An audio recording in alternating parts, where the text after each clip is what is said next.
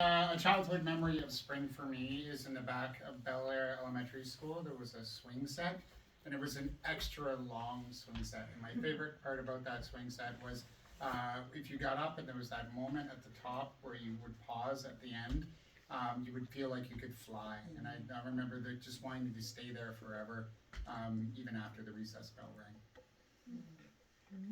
Great. And then you would do the same, so you'll tell your story, and David, you'll do movement for A and B. Or, yeah, B or A, yeah.